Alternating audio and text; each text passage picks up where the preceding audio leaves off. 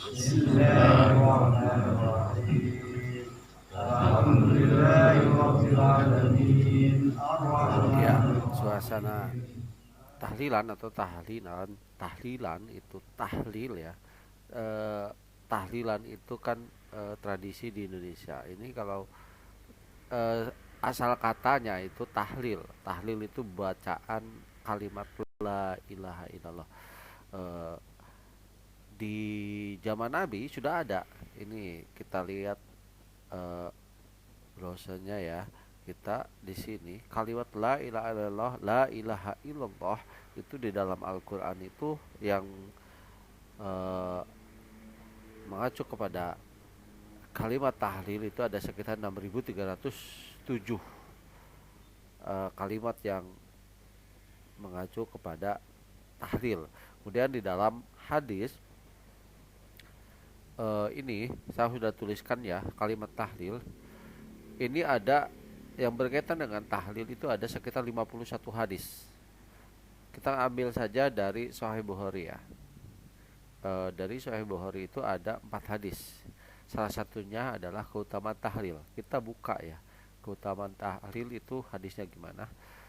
Nah, ini jadi eh, saya bacakan artinya ya, terjemahnya telah menceritakan kepada kami Abdullah bin Maslamah dari Malik dari Sumai dari Abu Shalih dari Abu Hurairah radhiyallahu anhu bahwa Rasulullah Shallallahu alaihi wasallam bersabda, barang siapa yang membaca la ilaha illallah. Nah, ini berarti kan dan seterusnya ya. Berarti ini Nabi menganjurkan supaya eh, umatnya membaca tahlil. Ini ya. Ini salah satu hadisnya. Ini dirujuk dari Sahih Al-Bukhari nomor 524 5.924 ini ada terlihat ya di sini. Ini juga saya merujuk dari Pondok Pesantren Digital ada yang mencari sebuah kata dari hadis. Nih, sini rujukannya. Kalau dalam Al-Qur'an tadi ada di sini di eh, halaman pencarian kata dalam Al-Qur'an ada sekitar 6.307 tentang kalimat tahlil, kalimat la ilaha illallah. Ini berdasarkan eh, terjemah dan berdasarkan ayatnya. Ini ada harus dituliskan dengan bahasa Arab la ilaha illallah. Ini ada sama sama sekitar 6.000 sekian di dalam Al-Quran.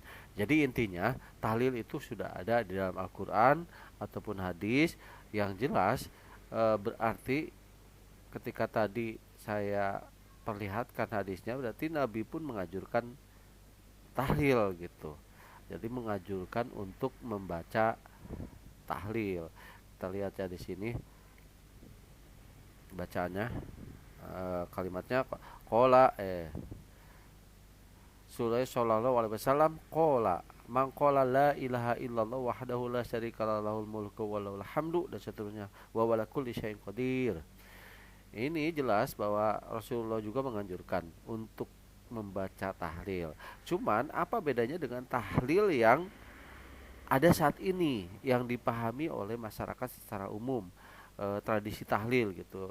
Tradisi tahlilan pada saat ini yang dipahami oleh banyak orang itu kan ngumpulnya orang di rumah duka biasanya ngumpul di rumah duka yang sudah baru meninggal gitu sekitar 7 hari setiap malam membacakan kalimat thayyibah membacakan ayat surat yasin kemudian baru dia akhiri dengan kalimat tahlil la ilaha illallah berapa kali ada yang sampai 60 ada yang 33 ada yang 100 itu beda-beda ya itu yang diakhiri dengan tahlil diawali dengan kalimat thayyibah ada yang baca surat yasin diakhiri dengan baca tahlil dan doa sebagai penutup ini bagus ini tradisi ini bagus karena di dalam sebuah hadis Nabi Rasulullah Shallallahu Alaihi Wasallam dia mengatakan, bersabda Rasulullah Shallallahu Alaihi Wasallam, jika suatu apa namanya, jika suatu kaum atau seseorang membiasakan sebuah tradisi yang baik, maka akan mendapatkan kebaikan pula. Jadi ini kaitannya erat dengan hadis niat ya, innamal a'malu binniyat wa innamal kulli imri'in ma nawa faman kanat hijratuhu ilallah wa rasulihi faman kanat hijratuhu wa rasulihi. Jadi artinya bisa dibenarkan tahlilan seperti ini. Cuman kita harus jangan menghilangkan kaidah-kaidah tertentu, syariat-syariat yang lebih penting itu. Salah satunya adalah begini, jika kalau umpamanya hal itu terjadi kepada orang yang tidak mampu secara materi, bagaimana?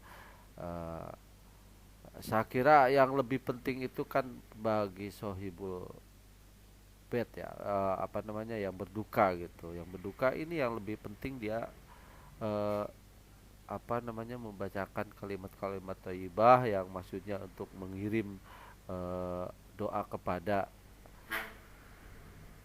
apa namanya, orang tuanya atau yang meninggal gitu. Jadi itu itu lebih utama itu. Kalau sekarang kan ada hal yang salah, ini mungkin sebagian yang pernah terjadi ya gitu, tapi mudah-mudahan tidak lah.